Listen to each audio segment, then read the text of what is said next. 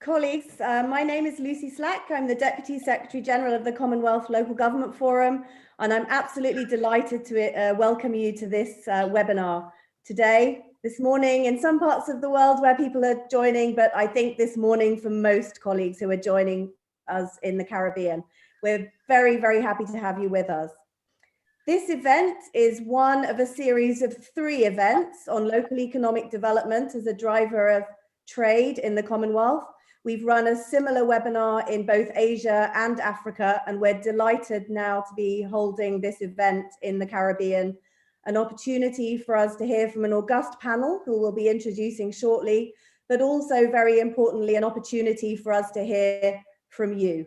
We hope this will be a very participatory session, and we encourage you to actively use the Q&A at the bottom of your screen to feed in any questions or comments that you'd like to make as the discussion goes on.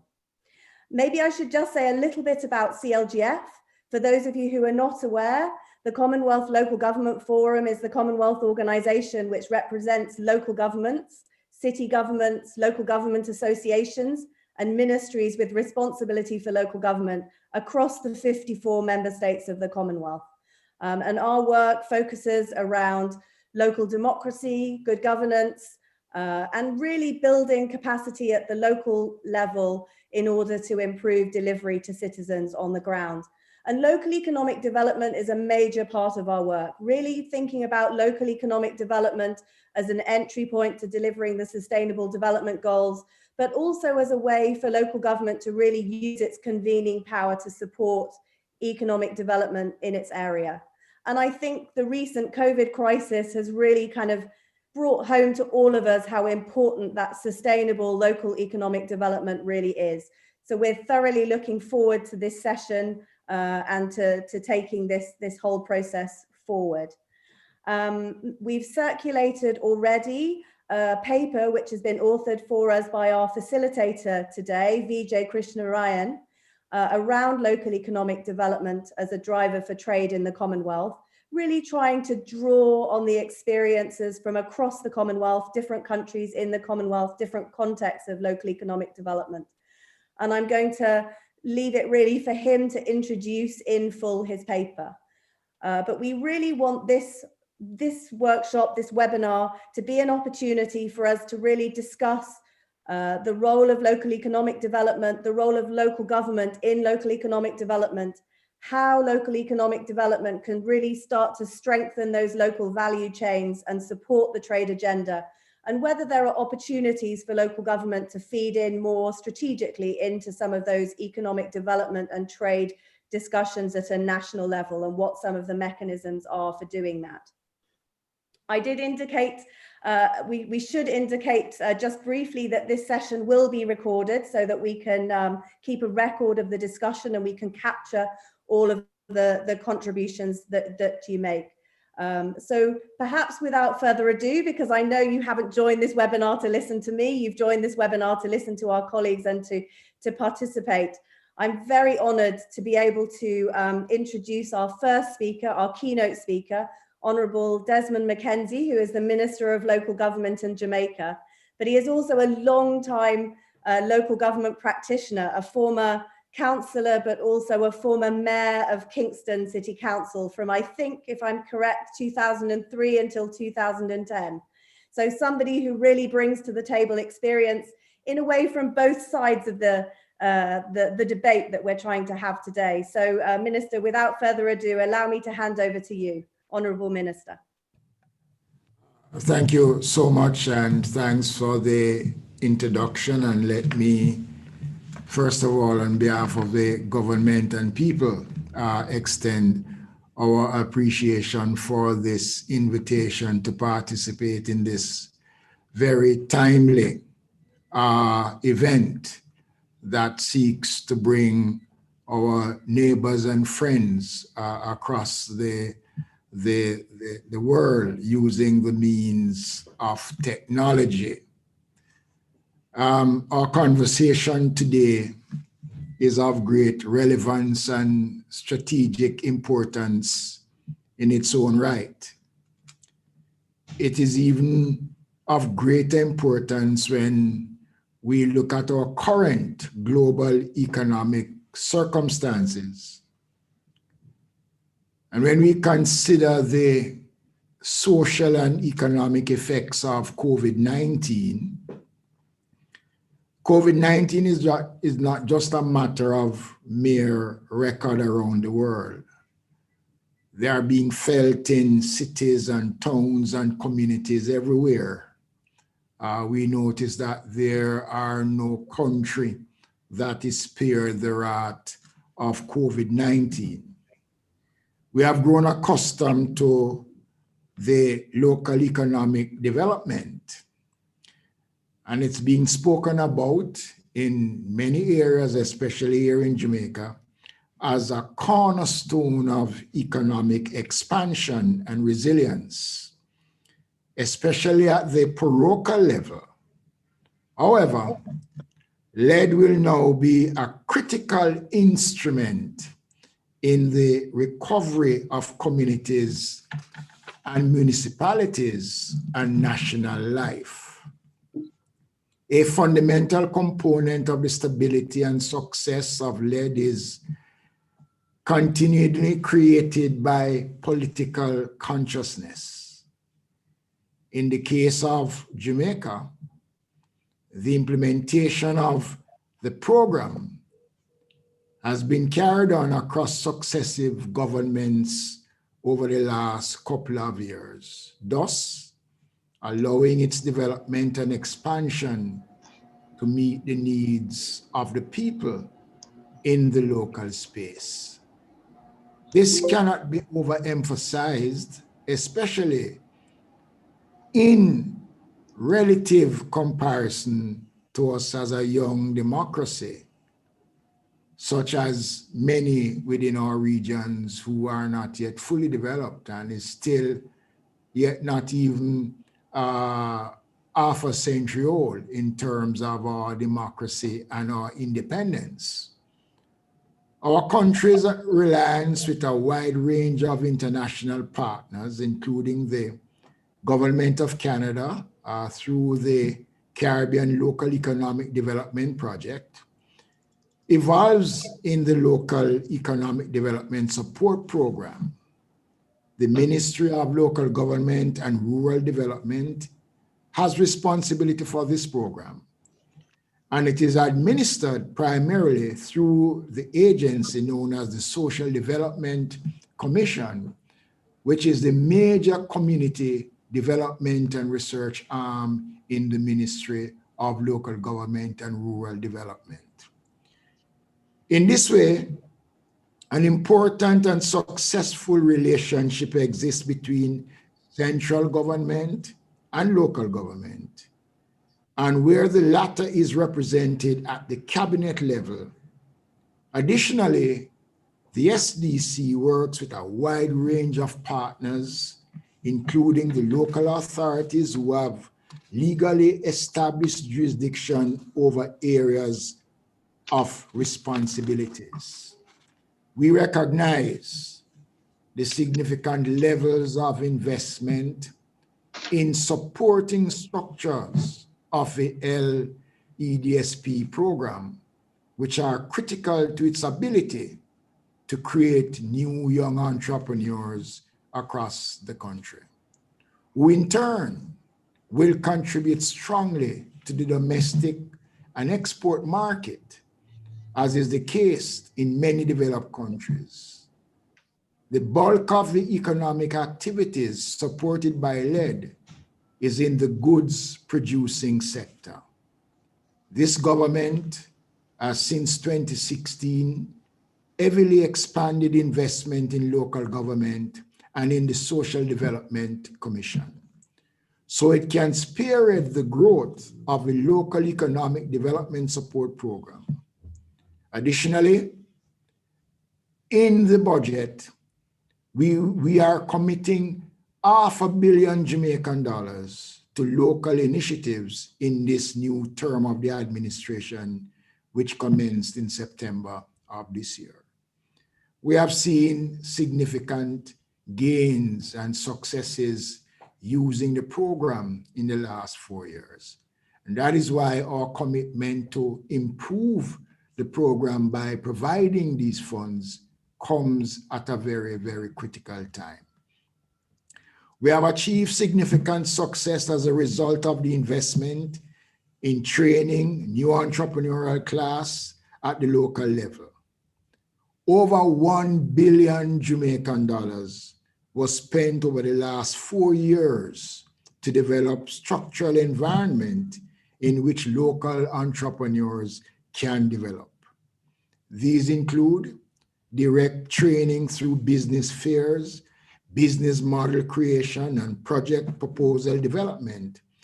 In other words, we have been engaging at the local level in converting our citizens into business people. They, in turn, have helped to create 5,000 new jobs, with the majority of these jobs are now full-time employment. What started out as part-time employment has now become full-time employment. As a result of these important advances under this initiative, there is now a foundation for recovery from the ravages of COVID-19. There is much more to be done, especially in the recovery phase of this pandemic. However, I can confidently say that due to the government of Jamaica's strategic approach to local economic development, our people have responded and are responding to the call not just to seek jobs, but to create jobs, be their own bosses, and experience the prosperity that we promised from 2016. We continue to work towards achieving sustainable development goals, fully aware that the total involvement at every level of the society is the key to success. We continue to strengthen our local representatives at the Municipal Council, to expose them to the kind of training that they have never been exposed before. Not only training for those officers, but training also for the political directorate, who drives the policies and on whose initiative we all work. The government of Jamaica fully endorses and supports this venture and continue to be a proud participants in what we can only consider a real parochial program that reaches the heart of the Jamaican young people. I thank you. Honourable Minister, thank you very much for that. And I think thank you for your commitment and your ongoing commitment to local economic development. And I think particularly recognising that strong foundation of small business. And I think that that's something, Vijay, that you will come on to a little bit in your contribution. So colleagues, without further ado, allow me to hand over to our facilitator and the author of the paper that you've all received, Vijay Krishnarayan. Vijay, welcome. Thank you very much, Lucy, and thank you, Minister, for that quite comprehensive tour of the table, setting out the issues that we're going to cover in the time ahead of us. My job, colleagues, is to take us through 3 parts of our agenda today. And it's a P, a P, and a P. The first P is to take you through the paper. The second P is to introduce and curate a discussion by introducing our panelists. And the third P relates to your engagement. This is more than a chalk and talk, as we might say. This is an opportunity to engage with you. So we're looking for your participation in the session. So to start with then, the first P, let me take you through the paper. And thank you, Xavi, for taking us through these slides. I believe the paper has been placed in the chat. I know it's been circulated previously. What I'll do is summarize the paper. I've got 7 slides that capture really the main points, and I hope they'll trigger some thoughts with you. Could I have the first slide, please, Xavi? This paper really takes stock of the Commonwealth Local Government Forum's work over a 10-year period. There's a considerable body of work that's been compiled and collated by CLGF. And it comes at a very timely moment, as the Minister has said. It comes at a time when we're re-evaluating globalization as a concept. And that re-evaluation is taking place in a number of places. It's taking place on the street corners, as well as in the policy-making and decision-making rooms. There's quite a broad-ranging, comprehensive re-evaluation of globalization. I think the second component of the current context speaks to the recognition of the opportunities afforded by technology, the opportunity for technology to disrupt value chains in a positive way, an opportunity to bring the places where value is realized much closer to the location where people that are producing goods and services are located. So technology is providing opportunities to realize and insert local stakeholders in particular in value chains. And the third point, I think, as the Minister highlighted in his introduction, this discussion on local economic development and its connection with trade comes at a time when we begin to plan for a post-COVID world, as we begin to ask ourselves whether what comes next should be what went before, whether this not provides an opportunity for us to look ahead and plan in ways that actually deliver economic benefits at the local level. This paper argues that if the potential of local economic development is going to bring home the benefits of trade, then our strategies need to address several points. They need to address the coherence of policies and institutions working at the local, the regional, and the national and international levels. You can't have policy at a local level going in one direction and policy at a national level going in another. Further, as the Minister said, it's important that local and national stakeholders, local and national institutions are pulling in the same direction. The strategies that think about and deliver local economic development need to understand value chains and work and target ways in which those value chains can be opened up so that local stakeholders can participate in them, so that value can be realized closer to where producers are situated. The two particular focal points for the paper surround small enterprises and cities. Micro, small and medium-sized enterprises, or MSMEs as I shall refer to them throughout, are a particular feature of Commonwealth Caribbean economies, and they are especially important when we think about inclusion and participation in economic activity, particularly when it comes to women's involvement and the engagement of young people. Cities are also important, without overlooking the importance of rural development. Cities provide an essential focal point. This is where value is realized in value chains. And it's important that we factor them into our thinking on local economic development. And the next slide. So the current context is a patchwork of threats and opportunities. What is, having assessed some of those contexts, I want to focus a little bit in this slide on the potential of the Commonwealth to act as an agent of change in shaping policy on this connection between local economic development and trade.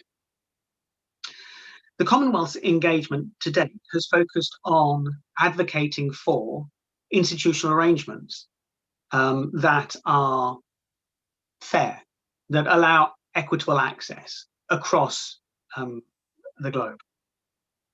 If you look at some of the publications that the Commonwealth Secretariat has authored on, I can highly commend these to you, the trade hot topics and the annual reviews on the state of trade, you'll see the emphasis on the importance of developing capacity so that member states can participate in the institutional arrangements that govern trade.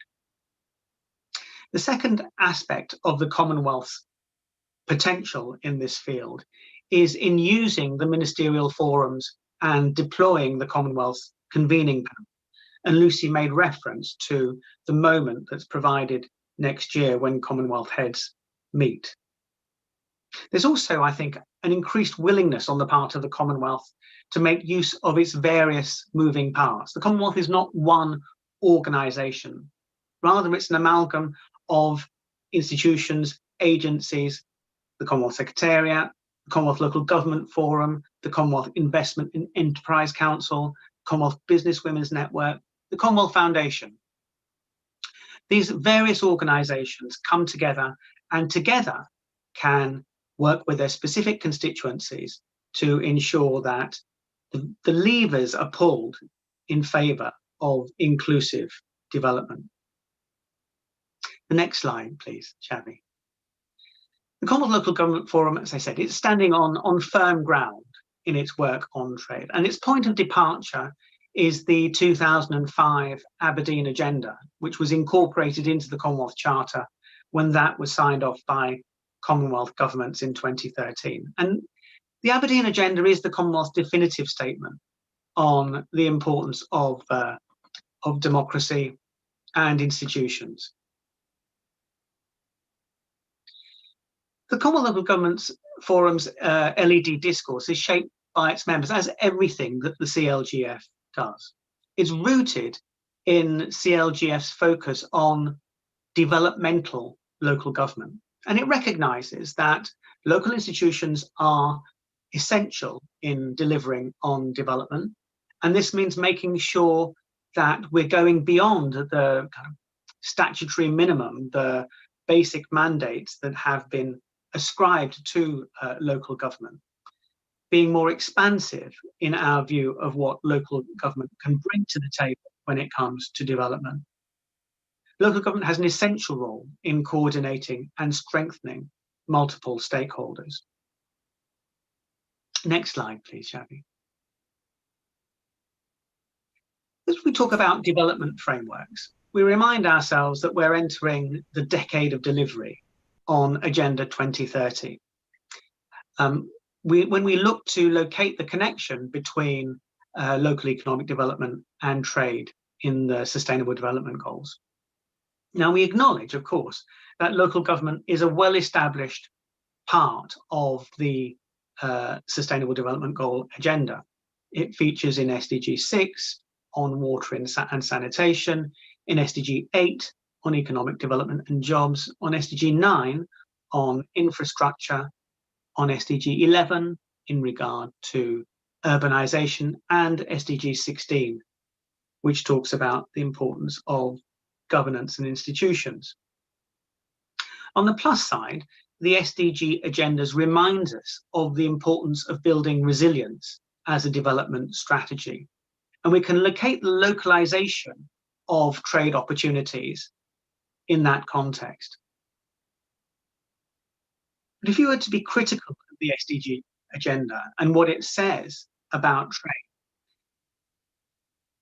you can say, I think legitimately, that trade is an outlier in the SDG agenda. It's buried slightly within SDG 17. You have to look a little hard to find it.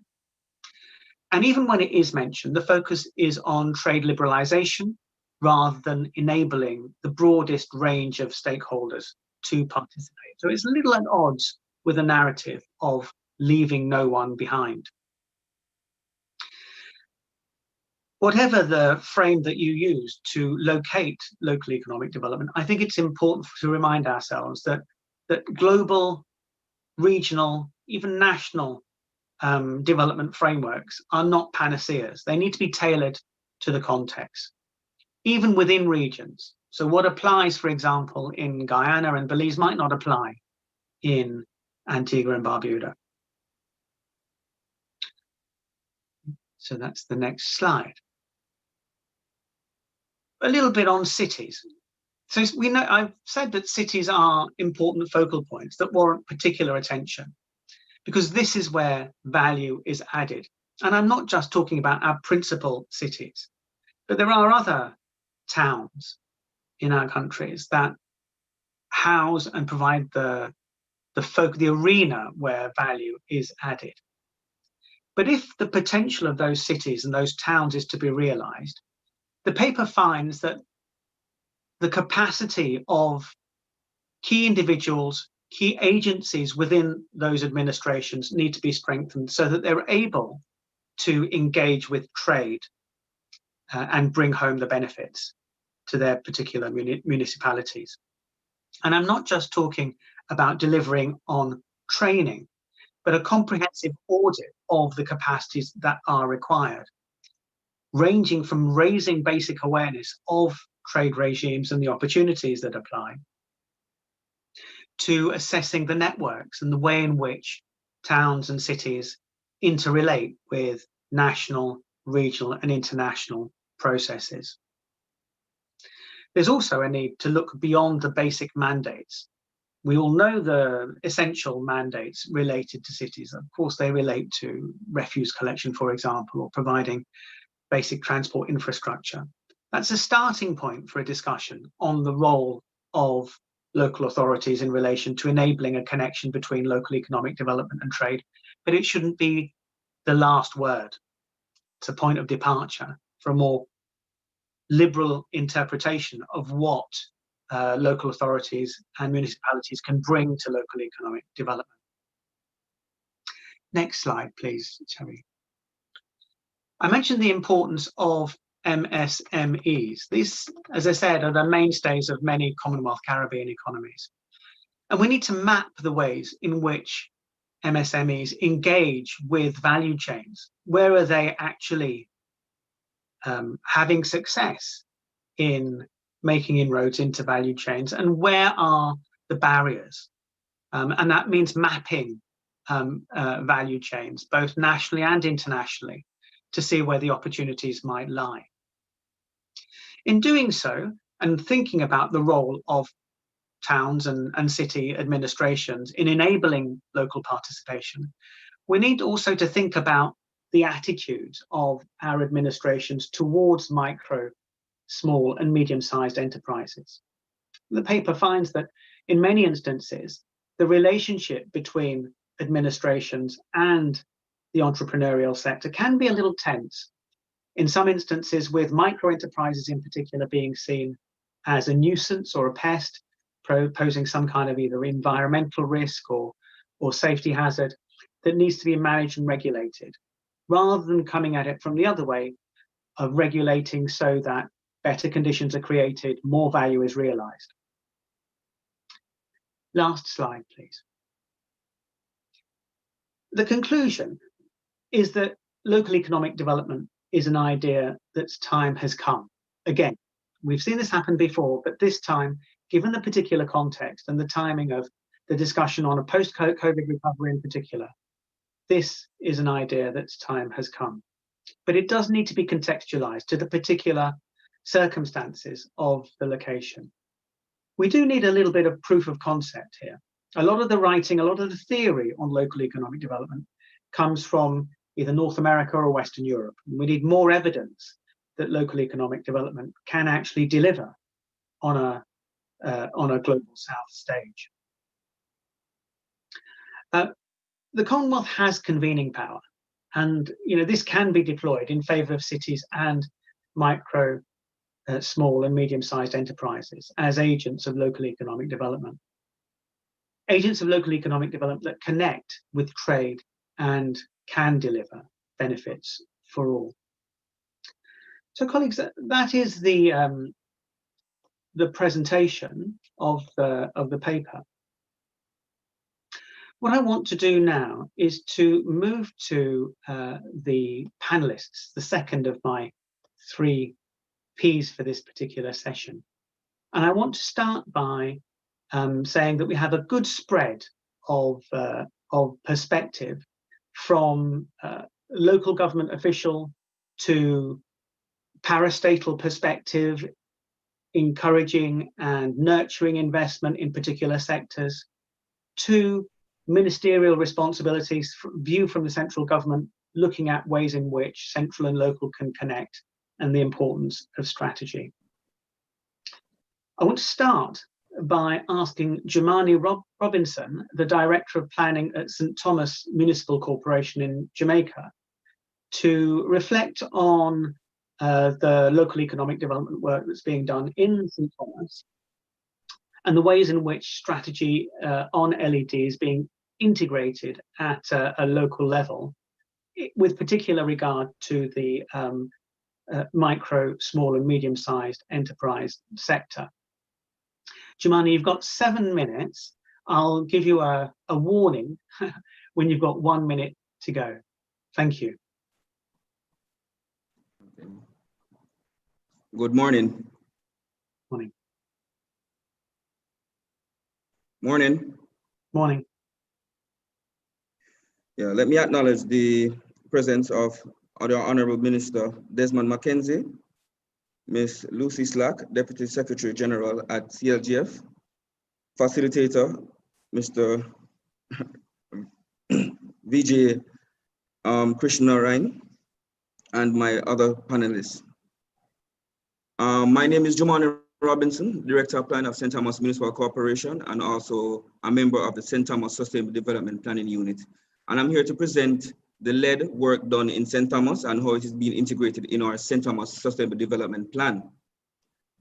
So in July 2018, the Municipal Corporation trained 35 community members in small business development, which included developing their individual businesses and market plans. The training provided possible and potential source of funding for their businesses. The training was made possible with funding from CLGF through ALGA-J, which is Association of Local Government of Jamaica. The main objective was to assist the St. Thomas Municipal Corporation to successfully complete a local economic development community training program as part of the economic development component of the St. Thomas Sustainable Development Plan. The LED played a pivotal role in achieving two of the main pillars of St. Thomas Sustainable Development Plan, which are governance and economic development. This was solidified with alignment to the UN Sustainable Development Goals, Goals 5, Goal 8, Goal 11, and also Goal 17. This was also aligned with the Jamaica National Development Goals. Goals 1, Jamaicans are empowered to achieve their full potential. Goals 3, Jamaica's economy is prosperous.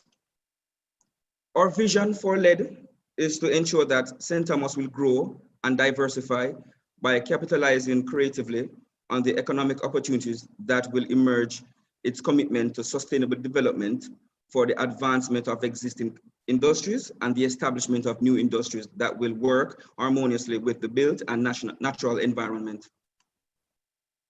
Presently, the Municipal Corporation is providing small grants to 6 of the 35 participants of the LED training.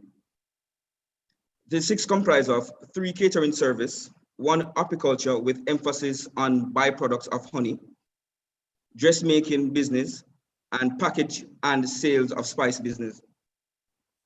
They were selected after completing their business plans and their business proposal, and based on analysis done by the St. Thomas Sustainable Development Unit, were considered to be most viable. Going forward, the Municipal Corporation has approved funding for what will be called community development grants, which will be targeting MSMEs in various communities across the parish. The Municipal Corporation will also continue to support MSMEs by channeling MSMEs to financial institutions where they can access low interest loans, create a business incubator to harness entrepreneurial initiatives, work with central government agency responsible for business development, and export to help these MMSEs to establish or support these businesses. Renovation of the Morant Bay Market and the Morant Bay Arcade. Morant Bay is the capital of St. Thomas. Increase in tourist development in areas of heritage and ecotourism with special emphasis on community-based tourism.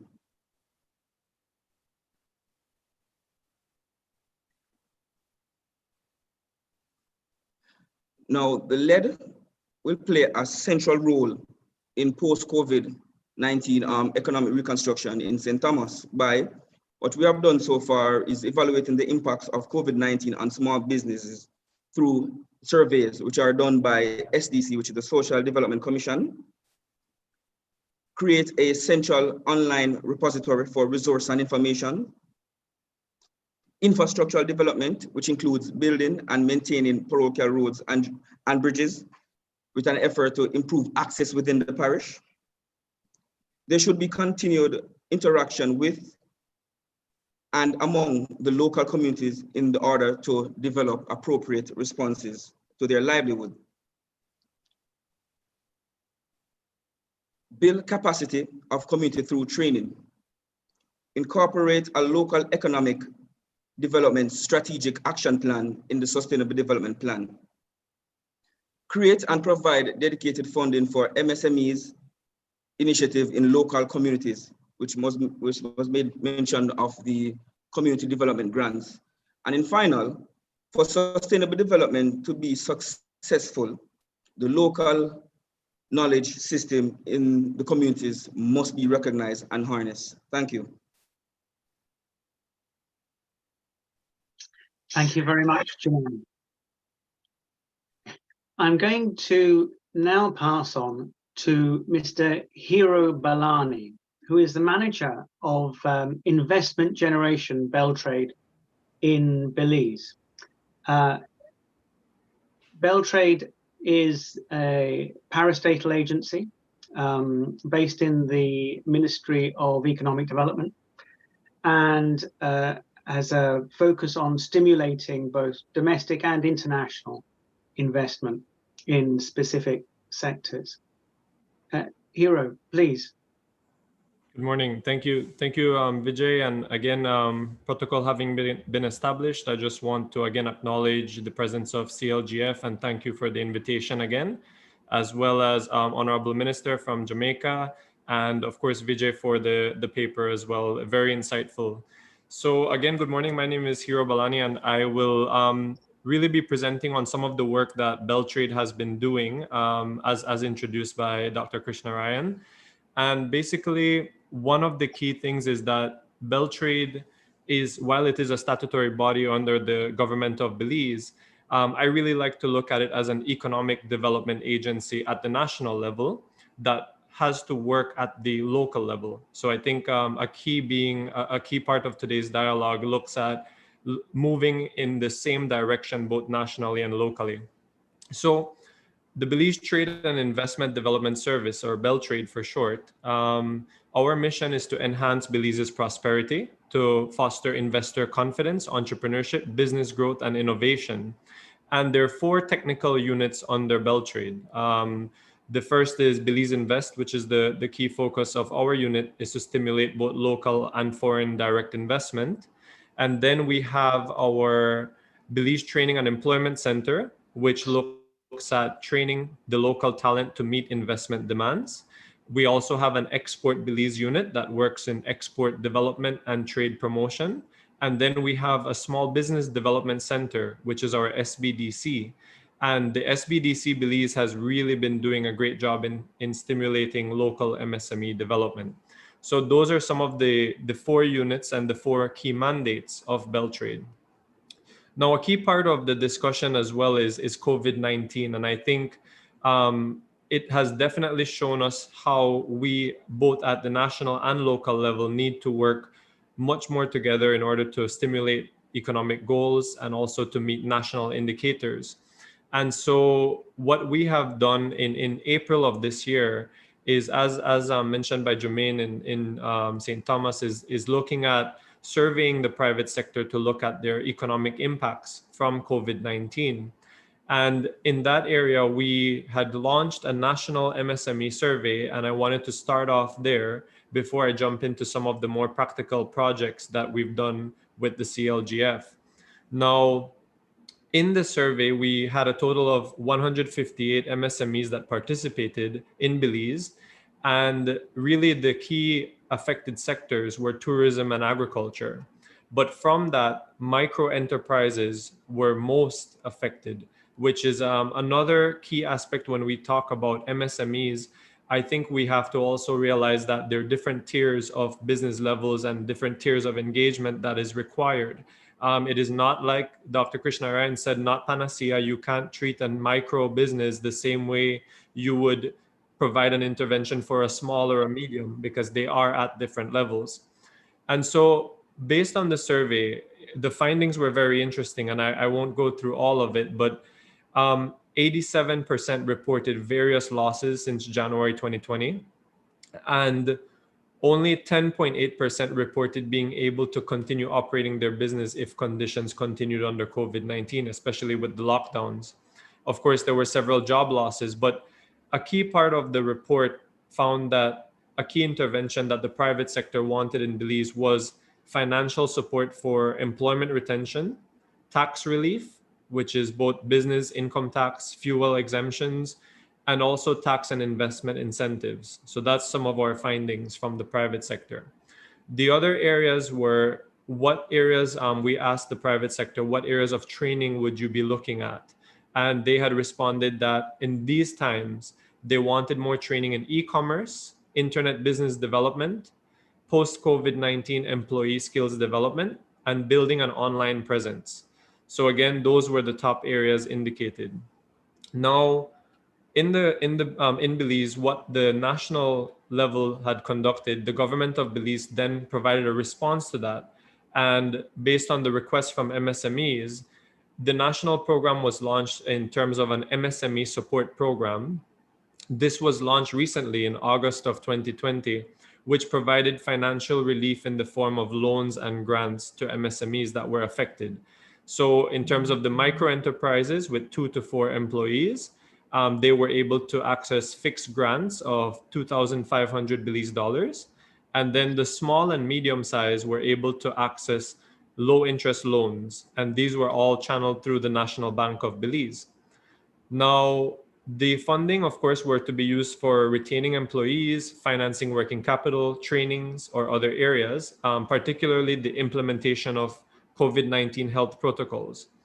And as of September, the end of September, we had 3,994 MSME applicants from all municipalities in Belize, and these were across all sectors. So far, we have disbursed 693 micro grants with over 1.7 million, and also other 196 enterprises accessing the loan facility. Now, a key part of the government's MSME support program would not have been possible without local collaboration. And one of the key areas in this is that the information had to be disseminated once Cabinet had approved. Beltrade, again, was the focal point, and we disseminated it nationally. But a key part of our strategy was leveraging our municipal governments as tentacles for the program. And so essentially, we were able to launch the program, we were able to share information, but really the local municipalities acted as that information hub to share the information with local MSMEs, both in Belize City, in different parts of Corozal, the Cayo district as well. So that in itself has shown promise and great employment impact as well as economic impact. Another area is that based on looking at trade, MSME development, and investment, because we focus on those 3 areas, Beltrade has had projects with local municipalities in several areas.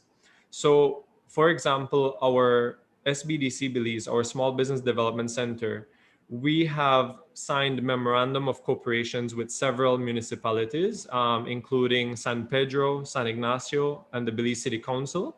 and have informal working relationships with several. Now, the MOCs or Memorandum of Cooperation that we use, basically what we do is to transfer the methodology that we use in entrepreneurial training to the municipal level. And that has been effective as well in providing that mentorship and coaching to the LED units in the municipalities and the business support officers across the cities and towns in Belize. Now, from the program, as I mentioned, they were acting as tentacles, but some specific projects, and I think Dr. Krishnayaran, you mentioned it in your paper, the SBDC Belize had worked with the Belize City Council in a very specific project. And again, it was mentioned in the CLGF paper, which was the Belize Telemedia Limited Park. And what we had done is there were 17 kiosks there. And through our SBDC, we provided training to 42 applicants that were going to occupy those kiosks. And the trainings were in the areas of business operation management, customer service, marketing, record keeping, and accounting. So those were some of the key areas we focused on. But that again shows that from a parastatal agency, which is like Beltrade, we have been reaching out to different projects that are done at the local level to try to stimulate MSME growth. And I can probably say that, you know, that park, I walk through it all the time. So I'm glad to see a lot of the entrepreneurs still there, still active, and still going strong. Now, another project that the Belize City Council, and I do send their regards, they were not able to join today, but recently the Belize City Council launched an accelerator program under their local economic development unit. The accelerator program, the way it worked is that 20 entrepreneurs had benefited under 2 cohorts, but this program was interesting because it did not just provide a cash transfer or a financial grant or a loan to the MSME. Now, what they did is instead they fostered entrepreneurial growth through the training. The entrepreneurs would have to present a plan and an investment plan, and they were able to access the appliances, equipment, or ingredients needed for their business, equivalent of 800 Belize dollars to 1,200 Belize dollars. That was the range. So instead of getting the cash directly, they were able to, the Belize City Council purchased the asset and shared it with the entrepreneurs in order to stimulate investment and MSME growth. So that is another example. And then lastly, we are working, the Belize City Council is working on a project called Building Sustainable Communities by Maximizing the Use of Public Space. And this project is being worked on in collaboration with the CLGF to rehabilitate 2 playgrounds with small snack shops as well as kiosks for the upkeep of different parks in Belize City. So those are some of the key initiatives. In terms of trade, I know that was a big part of the discussion and the paper as well, but what we find is that there is that need for more value chain analysis and awareness. And so what Beltrade has done under its Export Belize unit in several municipalities is to support value chain analysis. So for example, working with Punta Gorda Town Council, we worked on looking at a cacao value chain analysis for Belize, contacting several stakeholders, and that was done with Duke University in 2018. So this looks at how can we pivot and move on the value chain of cacao development to do different chocolates, different scrubs, and different products. Another area we're looking at in the south is also turmeric and then also seaweed. So those are other clusters that, of course, we have to engage the LEDs.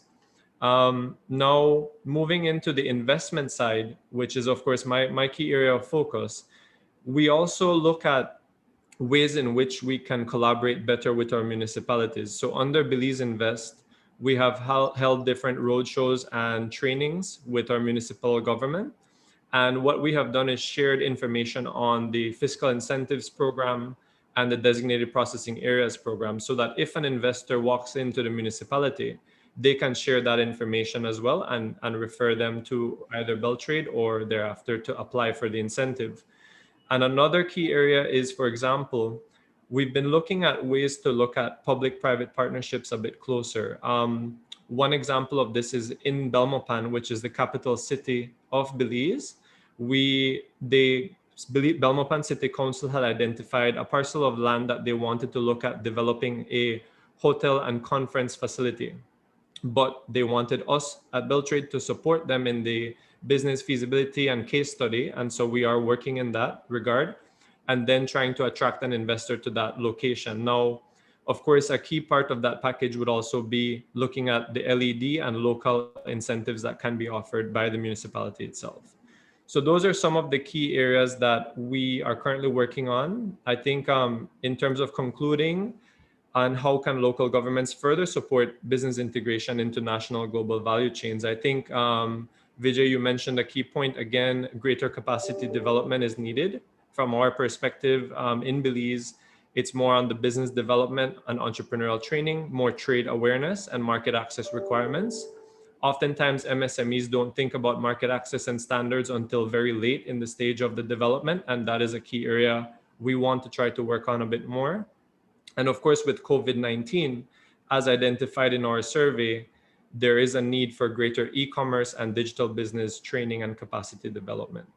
Apart from that, I have here on our list that greater access to finance through grants, loans, and revolving funds, supporting linkages and mentorship through networking initiatives by LEDs, and then of course the development of greater urban mapping and planning, as well as zoning within different local municipalities.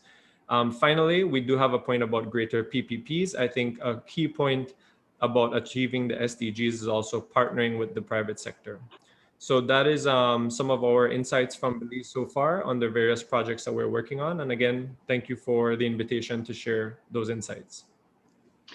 Thank you very much, Hero. Colleagues, we've had two excellent presentations so far from colleagues working on the administration of and making local economic development happen using either local or national instruments, mechanisms, and institutions.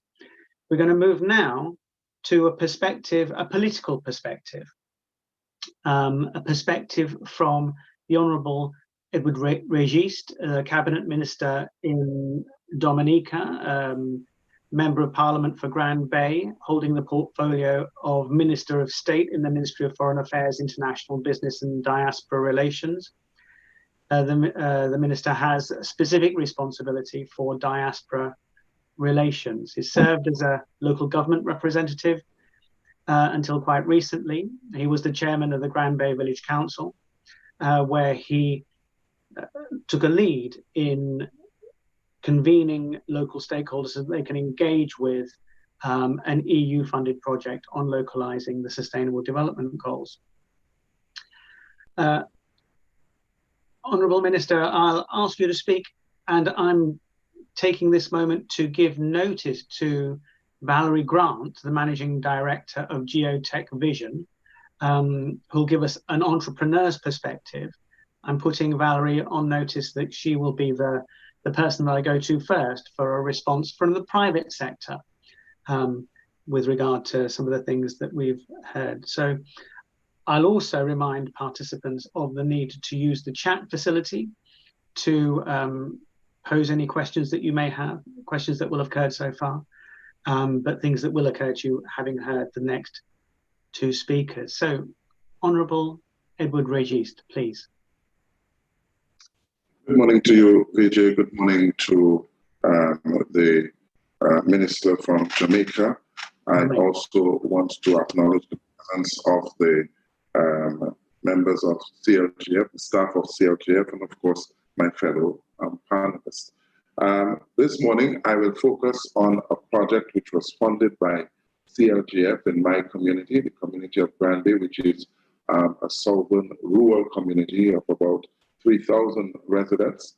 And, I'll try to put into perspective some of the efforts that this project tried to address in helping to develop healthy lifestyles within my community. Now, this project was headed by the Grand Bay Village Council, or rather the Grand Bay Local Authority. And we have a series of councils around Dominica, local government institutions, which are really responsible for giving direction to the various communities. And so in that instance, the Granby Village Council took the lead on this because we focused on the SDG goal number 2, with six sustainable solutions to end hunger in all forms by 2030 and to achieve food security. They aim to ensure that everyone everywhere has enough good quality food to lead a healthy lifestyle. This was really the aim of this project, and the council developed a proposal to encourage residents to take greater responsibility for improving their lifestyles by making healthy choices. Of course, that project, as I said earlier, was funded by CLGF. It was found in a research paper that we did leading up to the project. It was found that hypertension, cancer, diabetes, and obesity were prevalent among the productive sector in the community and was beginning to impact the ability of the community to sustain productivity in certain sectors. The passage, of course, Dominica was affected by Hurricane Maria in 2017, and it devastated the country.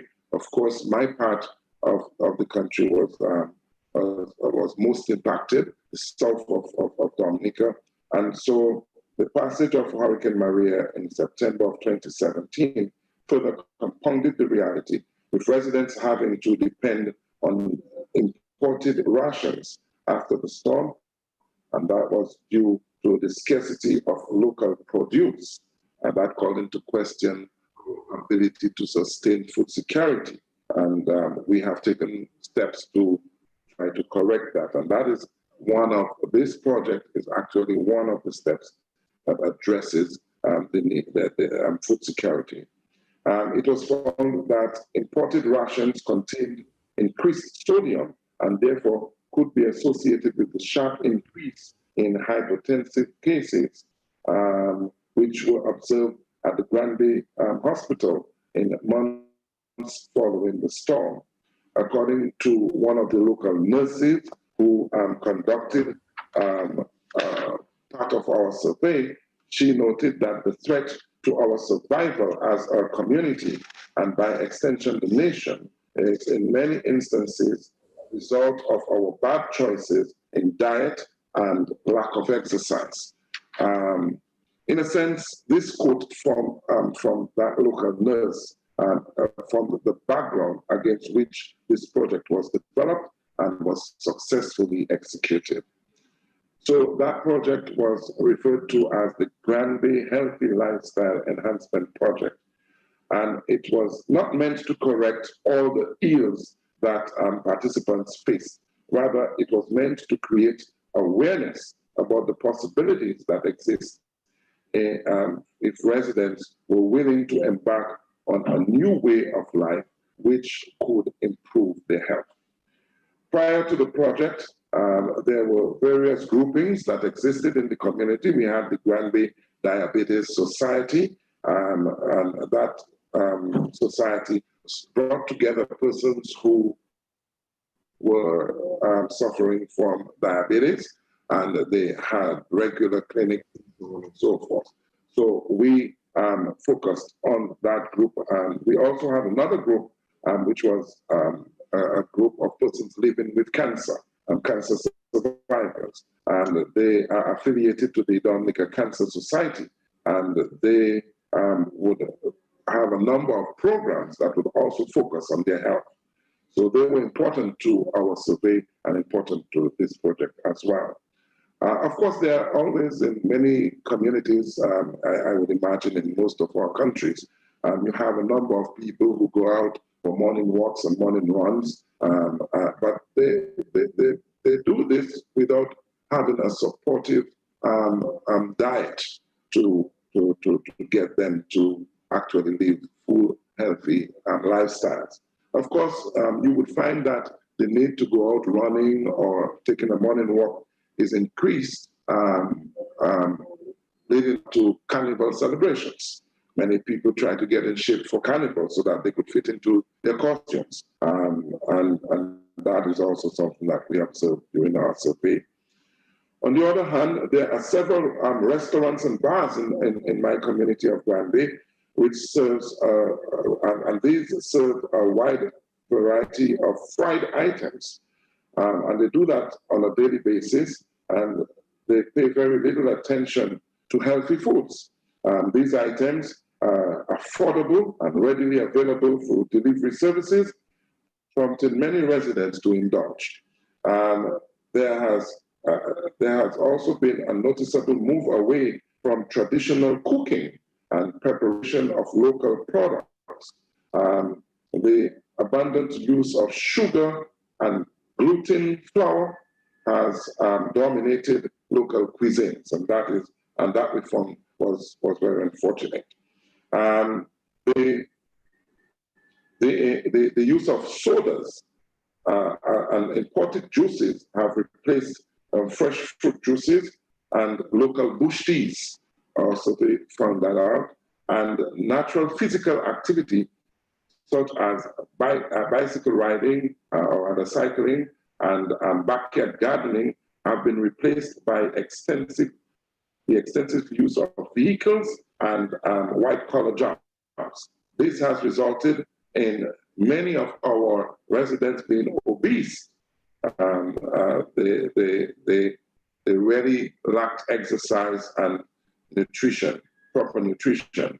From a survey conducted, from the very survey that we did, we found that many residents were also ashamed or afraid or fed up to do anything about their health status. So the Healthy Lifestyle Project was then designed by the Grand Bay Village Council to offer a strong support base in the form of a family setting to assist participants to personally confront their challenges and to decide to take action to correct them. The project focused on a few areas: improved nutrition, access to information on healthy choices, and the inclusion of exercise in daily routines.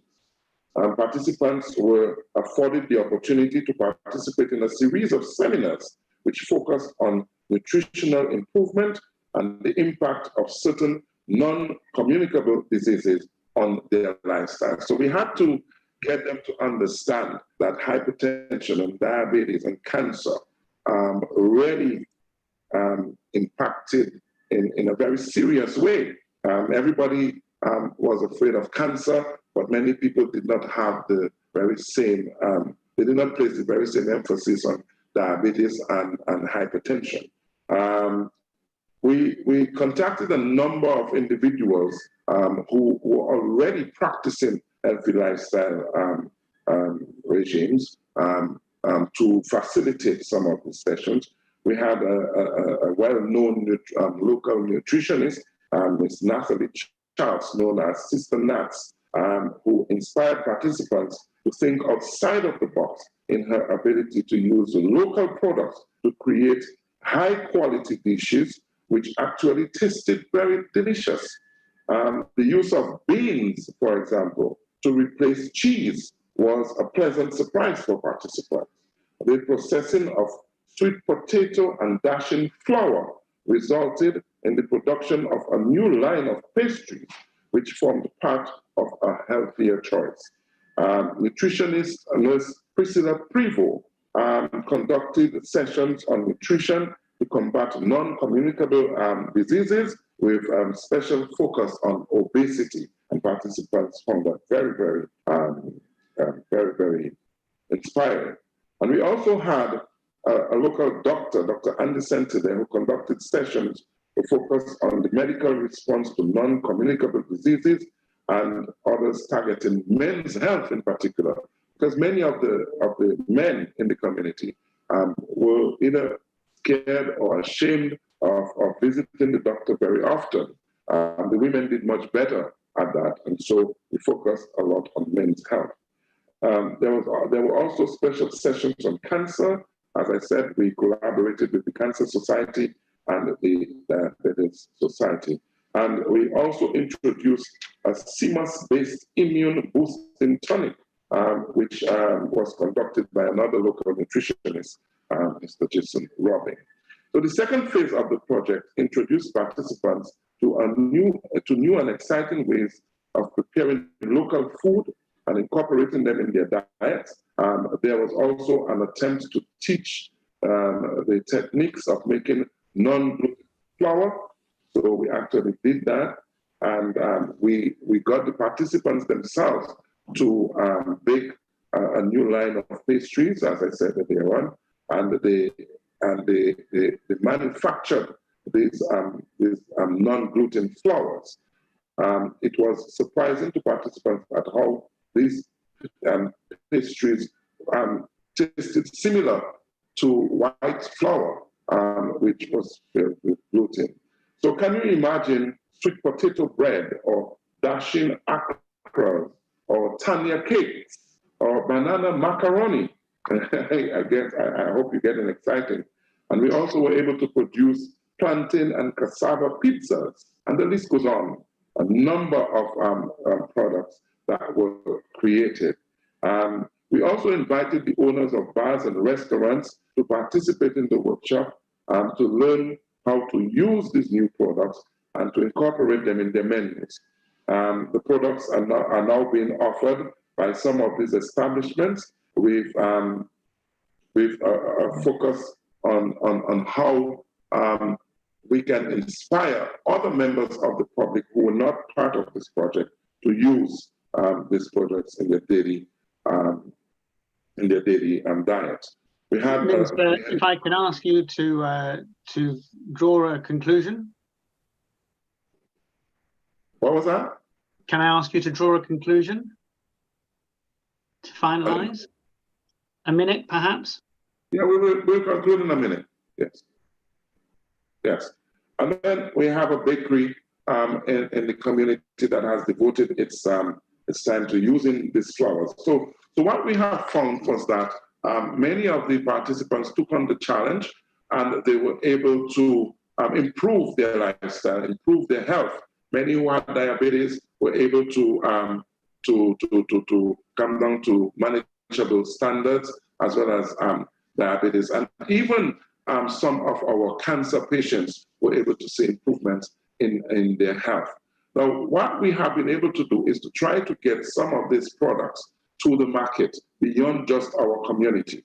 And some of these products are on supermarket shelves. And we are also attempting, in terms of trade, to try and get some of these products to other Caribbean islands, especially the non-gluten flours. You have pumpkin flour, you have sweet potato flour, and others. And people are finding them to be very, very, very good to be used in their local cuisine. And we are trying to promote that. Now, the government has provided some support in helping through loans for small business development projects like this. And we're taking advantage of that to continue to produce some of these products and to create employment for some of our participants. So I welcome this opportunity to discuss this project, because we have to continue to encourage many of our people to live healthy, but we have to provide the mechanisms to encourage them to do so. So I'm very happy for this opportunity, and I want to conclude here. Thank you very much, Minister. Colleagues, before the Minister started, I said I would go to Valerie Grant, the Managing Director of Geotech Vision, who was the businesswoman of the Commonwealth Businesswoman of the Year at the Malta Commonwealth Heads of Government meeting in 2015. Her company specializes in knowledge solutions and provides services to NGOs and corporate entities, and has recently released a product that focuses on addressing the digital divide and bringing young people into the digital space. Valerie, I wonder if you could give us perhaps a response from a private sector perspective on some of the things that you've heard to date. Thank you very much. All protocols observed. So one of the things that I've been hearing today is just how businesses and the government is looking at this transformation. And so I think COVID-19 has really brought about many years of change. And so to remain competitive from a business perspective, I think the most critical thing for us is that it requires new thinking in terms of strategies and practices. And the biggest one, I think, is the fact that COVID has given us that forced digital transformation. And so for us in the private sector, it's both a challenging and an exciting time because we have the opportunity to do what I like to call have exponential progress, where we can have that big network effect. So I personally have been talking about digital transformation for a very long time, but now it has happened. We are all forced to use the technology. And so the thing is, it is changing businesses forever. The challenge, I believe, though, is how do we leave no one behind, both in terms of businesses and in terms of the students? How do we get students to become good digital citizens so that they too can transition into these jobs that we're now creating for them in this digital era?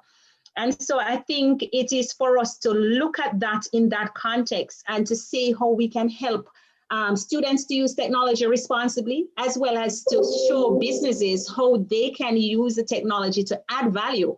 And as they digitize, how do they recognize the value of the data that they are creating to make good decisions, but also to impact their bottom line? I think what COVID has also taught us in the private sector is the value of good leadership, and how leadership is not about just it has revealed how we lead in a crisis, but it's also about how the workplace is changing. And I think addressing this whole matter of diversity and also thinking about the well-being of our team. So I think the biggest thing is how that digitization and how we can move to digitally enabled products and making sure that we have all of the component parts, because I think that's the only way we can get to that kind of exponential progress that we are clearly in line for because of what has happened in the forced digital transformation. But we have to address the challenges that come with that in order to capitalize on it as we look at both deconstructing and reinventing ourselves to make sure that we remain relevant in this time. Thank you very much, Valerie, for that on point, very precise perspective that touched on some of the key issues that have been raised. Colleagues, I'm delighted to say that we're getting what started as a trickle of questions has now turned into a flood. So that's excellent. One of the hardest questions is directed at me. Mr. Christian, can you give us an example of a country in the global south that has effectively produced good examples of local economic development? Well, it depends. Given what I've been saying about the importance of context, it depends very much on the context that you're looking at. It depends on the set of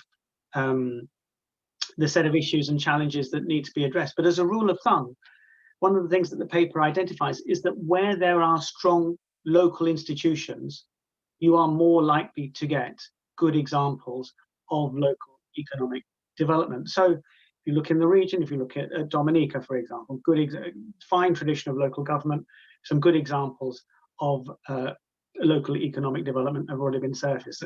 I think we've heard the same in Belize. If you look in Asia, you look at Sri Lanka, you look in Southern Africa, you can see the same in South Africa itself. So you look for where the strong local institutions are, and there you'll find strong local economic development.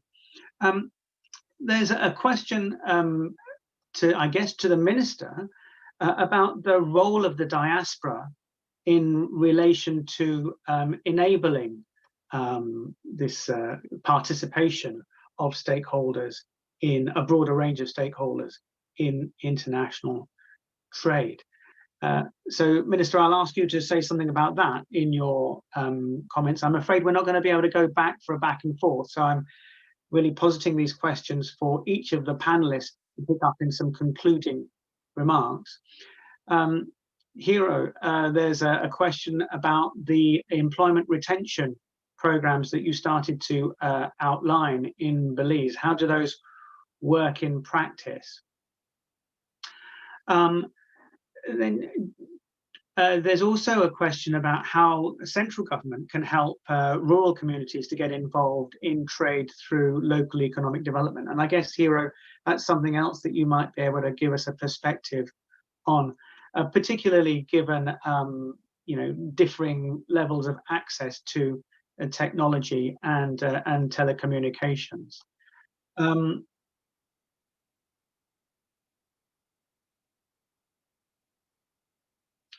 I think those are some of the main questions that I'd like to raise. I think, Jumani, if you could also give us some insight on the practical challenges of working at a local level to engage with national and international processes. I think that would be very valuable as well. There's another question here. If local economic development is to deliver and be sustained, what national policy do we need to enhance the capacities of councils for, of local authorities for? So I'm going to ask the panelists to reflect on those questions in making some concluding remarks in the 10 minutes that we have remaining. Minister, if I could start with you, particularly on the role of the diaspora.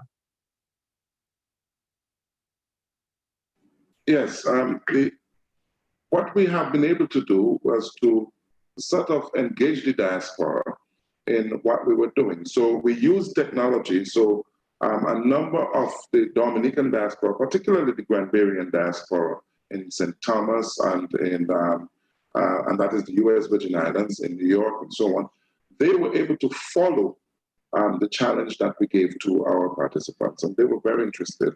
A number of them had returned home before COVID-19 and were able to sample some of these products that we were producing and found them to be quite delicious. And many of them were beginning to make plans to have some of these products imported to the countries that they had adopted as their homes. But COVID-19 has brought in some restrictions, and so we are unable to export except to our neighboring French countries of Martinique and Guadeloupe, where we have a very large diaspora community, and they are offering opportunities for trade, and that is helping to sustain our business even now with the COVID-19 environment. But we're hoping that when COVID subsides, that we would be able to export even beyond the region. And these are some things that we need to look at. But in preparing for that, we were able to recognize that there are a number of impediments to trade that we need to actually look at. And especially for small businesses and products manufactured in small communities like ours. There are a number of red tapes that we have to go through, and these are some things that as a Minister of Government I'm trying to begin to address before we are able to actually enter international trade. Thank you very much, Minister. That's great insight there. Jumani, I wonder, from going from the national, going to the local, what are some of the capacities, Jumani, that are required at the local level to actually engage with trade, actually insert local stakeholders in value chains? Okay. Can you repeat? What are some of the capacities that are needed?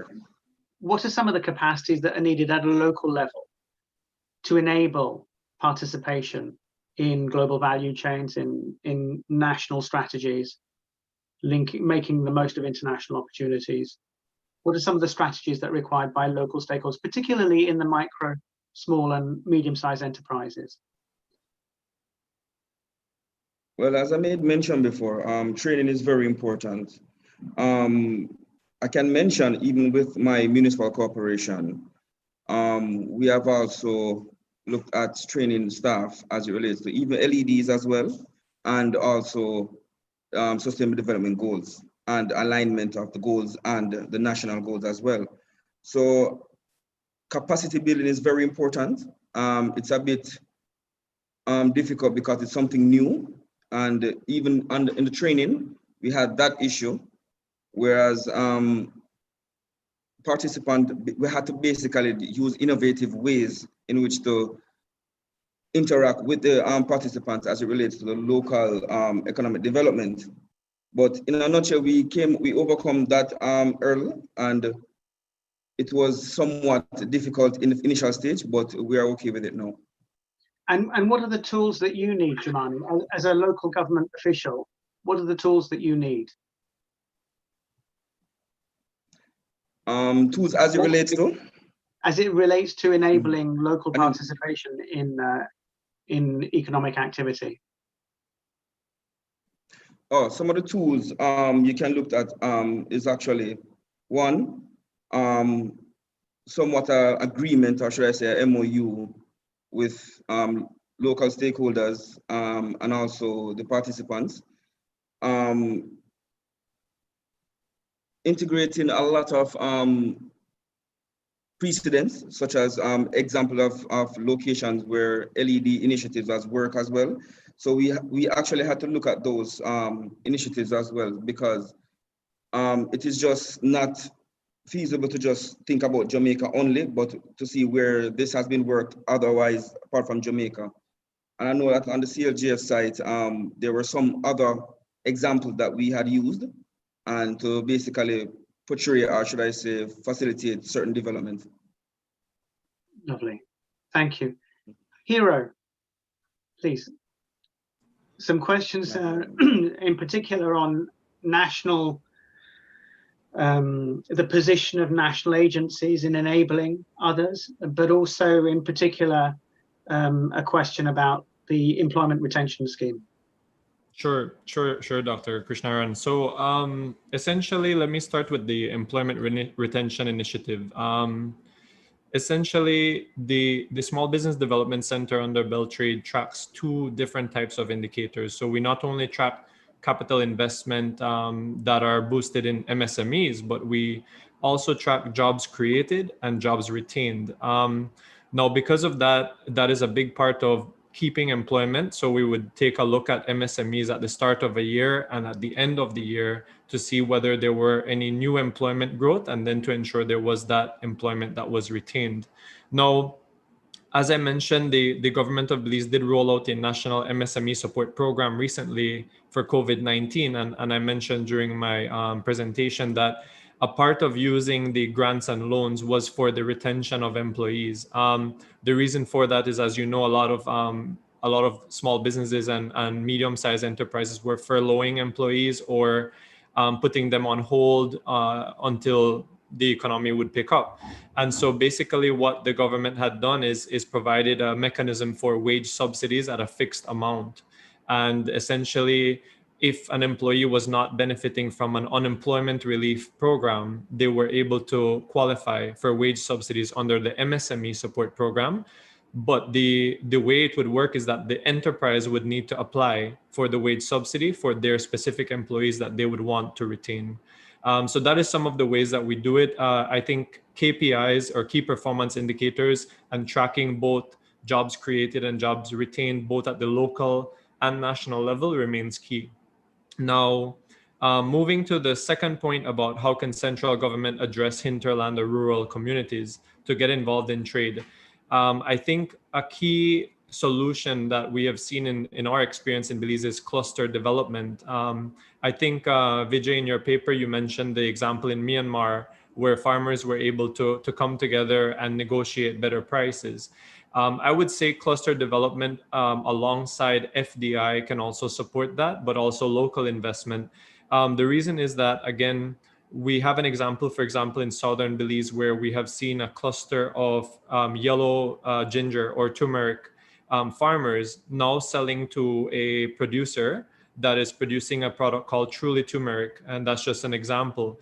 But of course, many of these farmers are in the rural areas. And so again, they get to save on transportation costs, negotiate prices better when they come together. The same with seaweed in Belize. Those are some of the areas. But I think another way is just to ensure that the national policies and strategies that are developed by central government are also mainstreamed at the local economic development level, tying each local economic development office to key performance indicators across the various municipalities or districts. So for us, we have a growth and sustainable development strategy. We have a national trade policy, and very soon and coming, we are working on our national investment policy and strategy. So that is being funded by the CDF. So those projects, we have to ensure that the LEDs and also the municipalities are also involved so that they can help mainstream, and also tying them to some of the KPIs that we would like to achieve. So I think that's another way we can work on that. Lovely, thank you. Valerie, any last thoughts?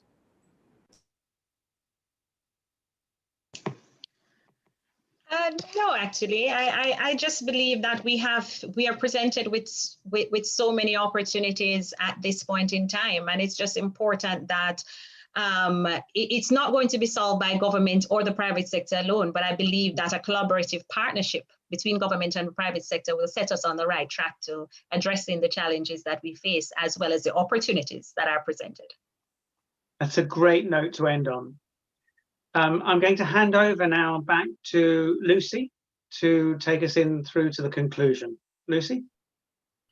Thanks very much, Vijay, and thanks very much to all of the panelists for your great contributions. And I think one of the things that came through extremely strongly to me was both the value of both the sort of breadth of experience and the different kind of work that colleagues are working on in terms of local economic development.